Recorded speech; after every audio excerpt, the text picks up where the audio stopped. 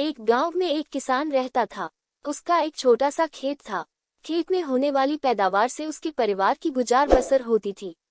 इसलिए वह दिन भर कड़ी मेहनत करता ताकि उसके खेत में अच्छी पैदावार हो सके।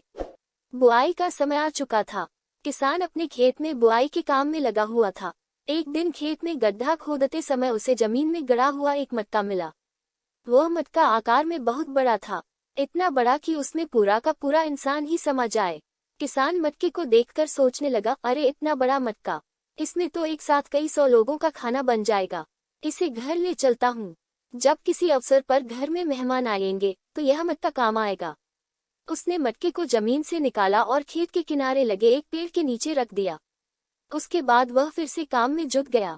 दोपहर में जब खाने का समय हुआ तो अपनी कुदाली जमीन से निकले मटके में डालकर वह पेड़ के नीचे खाना खाने बैठ गया। खाना खाकर जैसे ही वह उठा, उसकी नज़र मटके में रखी अपनी कुदाली पर पड़ी।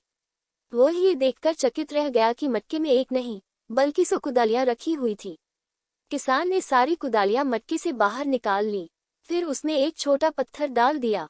देखते ही देखते उसे एक पत्थर के 100 पत्थर हो गए। किसान को समझते देर नहीं लगी कि वो कोई साधारण मटका नहीं बल्कि जादुई मटका है, जो किसी भी वस्तु को 100 गुना कर देता है। किसान जादुई मटका अपने घर ले आया। अब जब भी उसे किसी चीज की आवश्यकता होती तो वह उसे जादुई मटके में डाल देता। मटके से एक के बदले उसे 100 चीजें मिलती। जादुई मटका हर चीज को 100 गुना कर देता था, फिर चाहे वो खाने की चीज हो, कपड़ा हो, सोने के सिक्के हो। किसान को अब किसी चीज की कमी न रही। वह दिन पर दिन धनवान होता गया। किसान की समृद्धि की बात उस राज्य के राजा के पास पहुंची तो उसने इसका भेद जानने के लिए अपने गुप्तचरों को उसके घर भेजा। कई दिन किसान के घर का चक्कर लगाने के बाद एक दिन गुप्तचरों को किसान के जादुई मटके का भेद पता चल गया। उन्होंने ये भेद राजा को जाकर बताया। राजा लालची था। जादुई मटका के बारे में जानकर उसके मन में लालच आ गया। उसने सोचा कि वह मटका किसान के पास नहीं बल्कि मेरे पास होना चाहिए।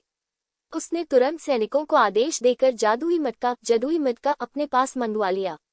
जब सैनिक जादुई मटका लेकर राजा के पास पहुंचे तो किसान भी पीछे पीछे वहां आ गया। राजा के पूछने पर किसान ने उसे बता दिया कि वह मटका जादुई है और उसे वह मटका अपने खेत में मिला है।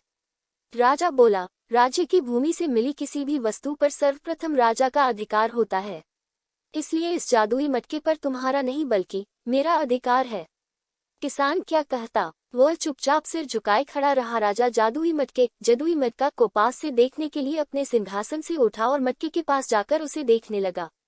मटके को बाहर से देखने के बाद राजा ने सोचा कि जरा इस मटके के भीतर झांक कर तो देखूं कि आखिर इसमें जादू कैसे होता है। सभी राजा सिंहासन पर बैठने के लिए आपस में झगड़ने लगे। धीरे धीरे ये झगड़ा बढ़ता गया। सबने अपनी अपनी तलवारें निकाल ली और एक दूसरे पर टूट पड़े। फिर ऐसी मार काट मची कि कोई राजा जीवित न बचा, सब मारे गए। जादुई मटका अभी भी वहीं पड़ा था। किसान ने सोचा कि इस मटके के कारण वह फिर कहीं किसी समस्या में न पड़ जाए, इसलिए उसने उस जादुई मटके को उठाया और जमीन पर पटक दिया। जादुई मटका टुकड़े टुकड़े हो गया।